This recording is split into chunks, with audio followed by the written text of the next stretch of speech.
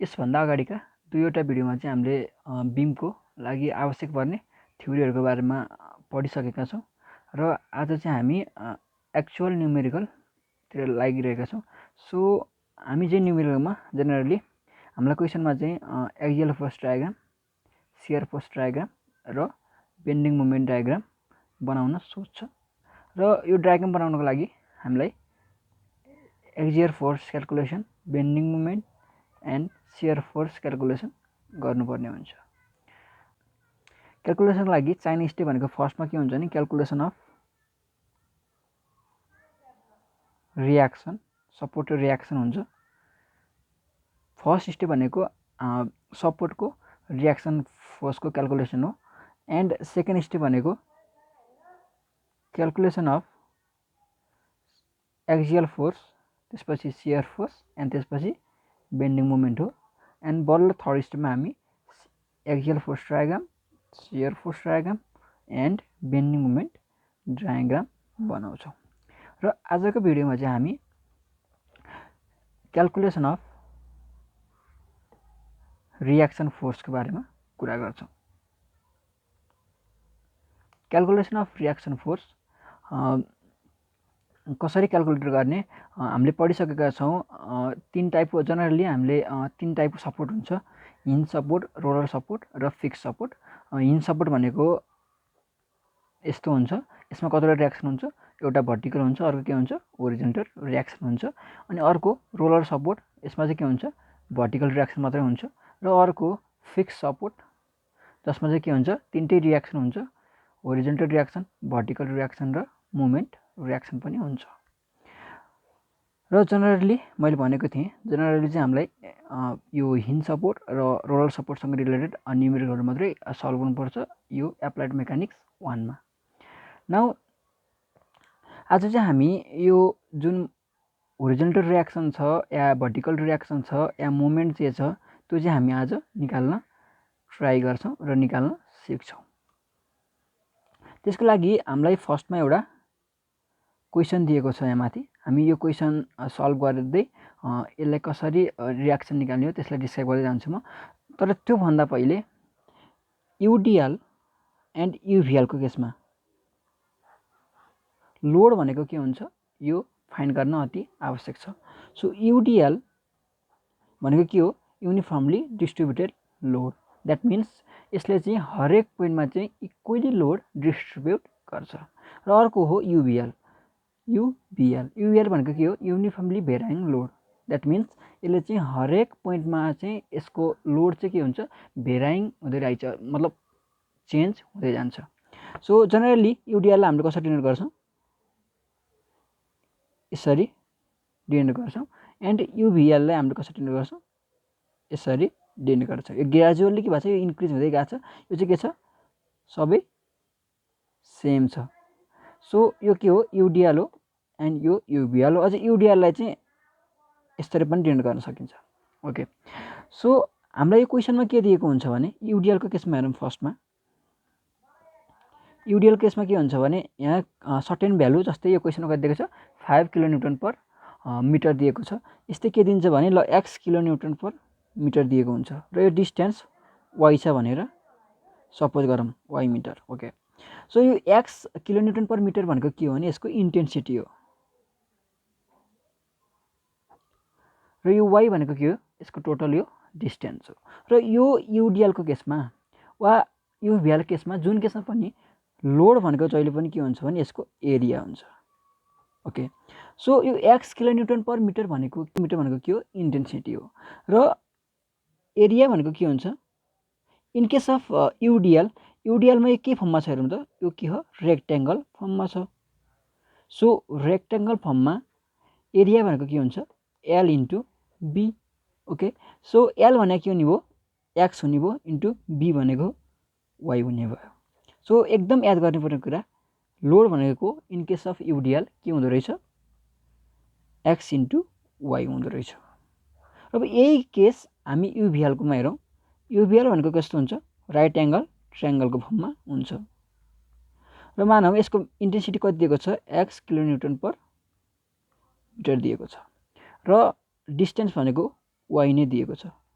र यसको लोड भनेको के हुन्छ, जहिले पनि के हुन्छ मैले भनेको छु एरिया हुन्छ। सो ट्रायंगलको एरिया, राइट एंगल ट्रायंगलको एरिया भनेको के हुन्छ 1/2 इन्टु बी इन्टु एच हुन्छ। सो यो केसमा 1/2 बी भनेको के छ वाई छ इन्टु एच भनेको एक्स छ। सो हामीलाई याद गर्नुपर्ने कुरा के हो भने यो युडिएल होस् या युभिएल होस्, जहिले पनि लोड भनेको त्यसको एरिया हुन्छ र हामीले युडिएल को केसमा के हुन्छ यो रेक्टेंगल फर्ममा हुन्छ। सो यसको एरिया भनेको के हुन्छ L into B. Okay, and UVL को केसमा एरिया भनेको के हुन्छ 1/2 बी इन्टु एच। ओके, जहाँ एच भनेको के हो इन्टेन्सिटी हो र बी भनेको अभियसली यो के हो यसको डिस्टेन्स हो। र अर्को इम्पोर्टेन्ट कुरा के हुन्छ भने यसमा हामीले चाहिँ रियाक्सन निकाल्दाखेरि हामीले तीनवटा स्ट्याटिक इक्विलिब्रियम इक्वेसन युज गर्छौँ। एउटा हुन्छ समेसन एफएक्स इक्वल टु 0, अर्को हुन्छ समेसन एफवाई इक्वल टु 0 र अर्को हुन्छ summation M equal to 0। Summation F X equal to 0 र समेसन एफवाई इक्वल टु 0 त हामीले +2 सम्म गरिसकेका छौँ, यसको लागि कुनै समस्या छैन। अब समस्या हुन्छ summation M equal to 0 use गर्नको लागि। So summation M equal to 0 गर्नको लागि हामी सिम्पली के गर्छौँ भने जुन कुनै डिरेक्सन होस् एन्टी क्लकवाइज या क्लकवाइज, तपाईले जुनलाई पनि हामी के गर्छौँ पोजिटिभ माने पनि हुन्छ, तपाईले जुनलाई पोजिटिभ मान्दा पनि हुन्छ, एन्टी क्लकवाइजलाई पोजिटिभ माने पनि हुन्छ या क्लकवाइज मुभमेन्ट जसलाई पोजिटिभ माने पनि हुन्छ। अब के गरिन्छ भने जस्तो एउटा क्वेसन छ, ओके, यो ए भन्ने पोइन्ट छ, यहाँ के छ युडिएल लोड छ, जस्तो यो के छ 5 किलोन्युटन पर मिटर छ र यसको टोटल हाइट भनेको ओके 5 नभनौँ एक्स नै भन्ने हो र टोटल यसको के अरे डिस्टेन्स भनेको चाहिँ वाई छ भनेर मानौँ, वाई मिटर छ भनेर मानौँ। अब हामीलाई यो युडिएलले यो ए पोइन्टमा दिने मुभमेन्ट निकाल्नु पर्यो। ओके, सो यो केसमा म के गर्छु भने ल मानौँ क्लकवाइजलाई पोजिटिभ मानौँ। ओके, सो अब यो ए पोइन्टमा फिङ्गर राख्नुहोस्, यसले यो भनेको के हो तलतिर हुन्छ नि त होइन, यसले कता दिन्छ क्लकवाइज नै मुभमेन्ट दिइरहेको छ, अभियसली पोजिटिभ हुने भयो किनकि मैले के भनेको छु क्लकवाइजलाई मैले के मानेको छु पोजिटिभ मानेको छु। सो यसको मुभमेन्ट निकाल्नको लागि मुभमेन्ट भनेको के हुन्छ फेरि लोड इन्टु डिस्टेन्स हुन्छ, राइट। ओके, सो लोड भनेको त यसको एरिया भयो, ल अभियसली के हुने भयो एक्स इन्टु वाई नै हुने भयो इन्टु। अब डिस्टेन्स चाहियो, डिस्टेन्स चाहिँ हामी के लेख्छौँ भने जहिले पनि सेन्टर अफ ग्राभिटीको लिन्छौँ र रेक्टेङ्गलको केसमा सेन्टर अफ ग्राभिटी भनेको कहाँ पर्छ जहिले पनि केमा पर्छ b/2 मा पर्छ। यसको टोटल ब्रेथ b हो भने जहिले पनि सेन्टर अफ ग्राभिटी कहाँ पर्छ b/2 मा पर्छ। सो यहाँबाट के हुने भयो x इन्टु वाई इन्टु के हुने भयो y/2 हुने भयो यसको मुभमेन्ट विथ रेस्पेक्ट टु यो पोइन्ट ए है।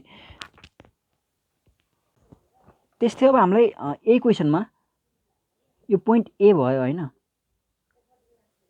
ओके, हेरी यो पोइन्ट बी भयो यो पोइन्ट सी भयो र यहाँदेखि यहाँसम्मको डिस्टेन्स ल यु छ भनेर मानौँ र यो वाई नै छ र यो भनेको एक्स किलोन्युटन पर मिटर दिएको छ भने यो पोइन्ट ए को रेस्पेक्टमा हामीलाई के भन्यो मुभमेन्ट निकाल भनेर भयो र हामीले ल एन्टी क्लकवाइजलाई नै हामी पोजिटिभ मान्यौँ। ल अब यसको मुभमेन्ट भनेको के हुन्छ भने यो एक्स किलोन्युटन पर मिटर वा यो युडिएलको कारणले हुने मुभमेन्ट भनेको के हुन्छ भने सुरुमा त हामीले एरिया गर्नु पर्यो, ल एक्स इन्टु वाई भनेको के भयो एरिया हो जसले के दिन्छ लोड दिन्छ इन्टु। अब फर्स्टमा के गर्नु पर्यो ए पोइन्टको रेस्पेक्टमा हो नि त हामी जाने होइन, त्यो सो के गर्नु पर्यो एदेखि बीसम्मको डिस्टेन्स के छ यु छ प्लस अब यसको सेन्टर अफ ग्राभिटीसम्मको डिस्टेन्स के हुन्छ y/2 हुन्छ। सो यसरी हामी यसरी यसको मुभमेन्ट क्याल्कुलेट गर्छौँ। पछि न्युमेरिकल गर्दै जाँदा पनि त्यो याद भइहाल्छ, यो एकदम सजिलो पनि छ, गर्दै जाँदा प्र्याक्टिस हुन्छ। र अब हेरौँ धेरै स्टुडेन्ट कन्फ्युज हुने केस युभिएल। युभिएलमा धेरै स्टुडेन्टहरू चाहिँ सेन्टर अफ ग्राभिटी पत्ता लगाउन चाहिँ अलिक कन्फ्युज हुन्छन्। सो यस्तो हामीलाई के छ युभिएलको यस्तो हुन्छ, राइट, यो के हो राइट एङ्गल ट्रायङ्गल हो र यो सेन्टर अफ ग्राभिटी भनेको यहाँबाट चाहिँ के हुन्छ भने 2b/3 र यहाँबाट चाहिँ b/3 मा चाहिँ सेन्टर अफ ग्राभिटी पर्छ। सो धेरैले के गरिरहेका हुन्छन् भने जहिले पनि यो b/3 लिइदिन्छन्, त्यसले गर्दाखेरि चाहिँ यो क्यालकुलेसनमा रङ आउँछ। जस्तो हामी के गर्यौँ भने लेफ्टबाट राइटमा धेरै हामी प्रब्लम सल्भ गर्दाखेरि जहिले पनि के गर्छौँ भने लेफ्टबाट राइटमा जाँदा हामीलाई बानी परे हुन्छ धेरै। लेफ्टबाट राइटमा जाँदाखेरि यस्तो फिगर दियो भने त b/3 सेन्टर अफ ग्राभिटी यहाँबाट b/3 मै पर्छ, कुनै समस्या भएन। तर यस्तो फिगर दियो भने त सेन्टर अफ ग्राभिटी त यो ए भन्ने पोइन्टबाट त 2b/3 डिस्टेन्समा पर्छ। सो हाम्रो क्यालकुलेसनमा रङ हुनसक्छ। सो त्यस कारणले हामीले फिगरलाई राम्रोसँग हेर्नुपर्छ र यसको सेन्टर अफ ग्राभिटी कहाँ पर्छ भनेर याद गर्नुपर्छ। र यस्तो फिगर दियो भने मानौँ यो पोइन्ट हो भने यो पोइन्टबाट यसको सेन्टर अफ ग्राभिटी कहाँ पर्छ, b/3 डिस्टेन्समा पर्छ। र यस्तो फिगर दियो भने चाहिँ यो पोइन्टबाट यसको सेन्टर अफ ग्राभिटी 2b/3 पोइन्टमा पर्छ।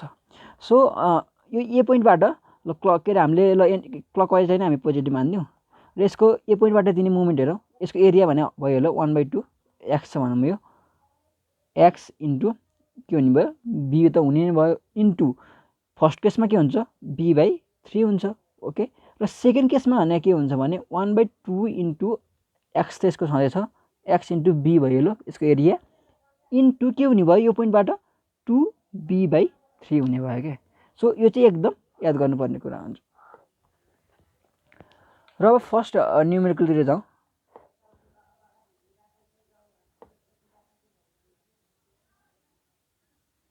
यो छ 5 किलोन्युटन पर मिटर। यो पोइन्ट सी पोइन्ट, यहाँ एउटा पोइन्ट लोड लागेको छ 10 किलोन्युटनको, यो डी पोइन्ट भयो र यहाँ रोलर सपोर्ट छ, यो बी छ र यसको डिस्टेन्स 5 मिटर भनेको छ, यसको डिस्टेन्स 4 मिटर भनेको छ, यसको डिस्टेन्स 1 मिटर भनेको छ।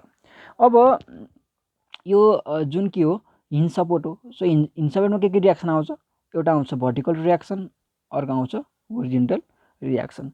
अब यो डिनोटेसन चाहिँ जसरी गरे पनि हुन्छ। तपाईँले यहाँ एफभिए लेख्ने भयो वा रियाक्सन आरभिए लेख्ने भयो, जे लेख्ने भयो। तर सजिलोको लागि चाहिँ म के लेख्छु भने भिए भनेको भर्टिकल रियाक्सनको भिए लेख्छु म र होरिजेन्टल रियाक्सनलाई एचए भनेर लेख्छु।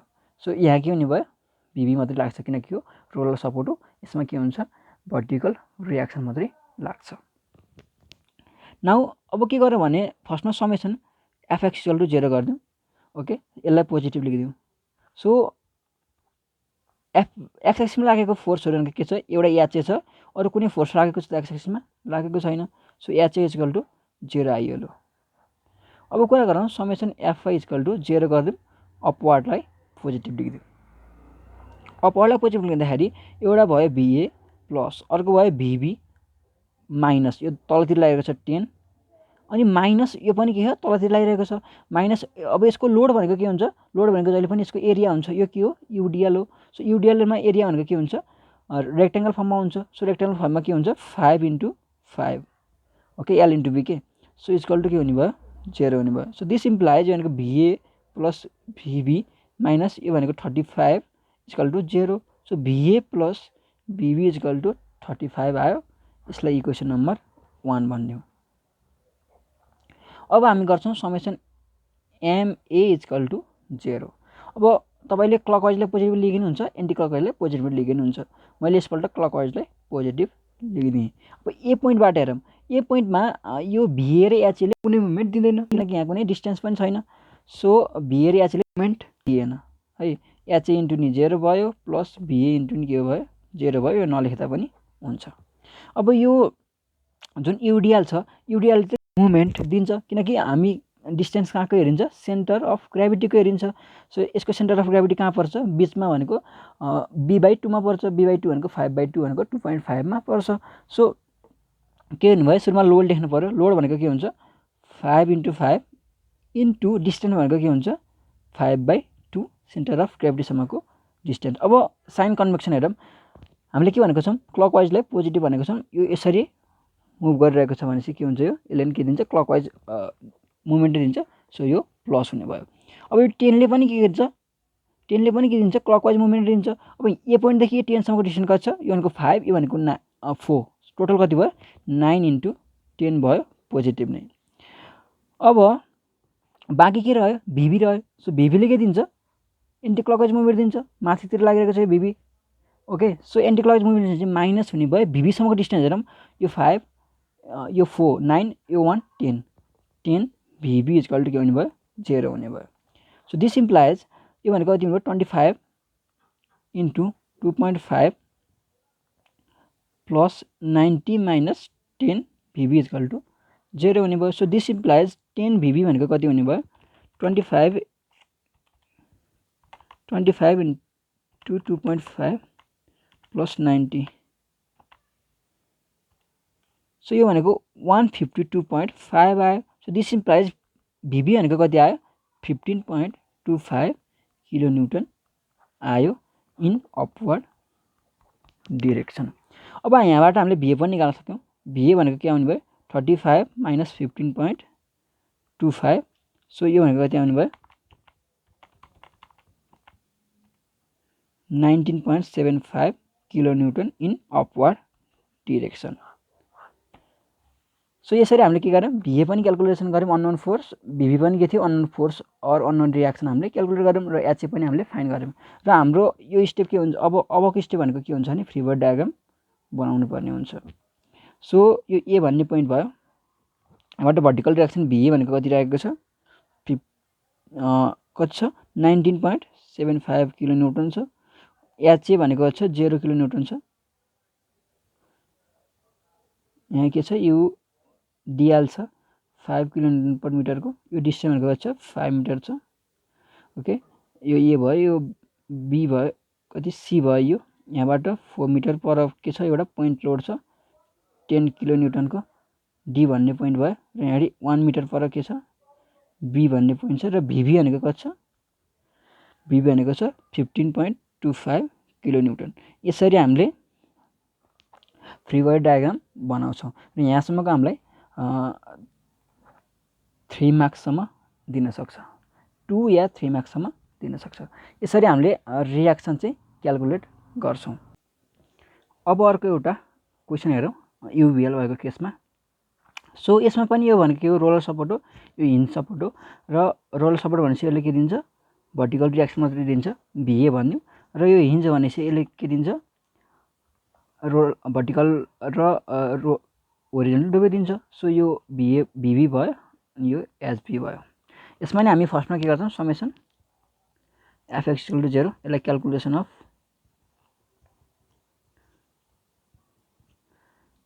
रियाक्सन फोर्स भनिदिउँ र यसलाई पोजिटिभ मानिदिउँ। सो एचबी भनेको के आउने भयो, 0 आउने भयो। साइन जे भयो नि मतलब भएन, 0 आउने भएपछि। अब होरिजोन्टलमा कुनै पनि फोर्स छैन एचबी बाहेक। सो एचबी भनेको कति आयो, 0 आयो। अब समेसन एफआई इक्वल टु 0, अपवर्डलाई पोजिटिभ भनिदिउँ।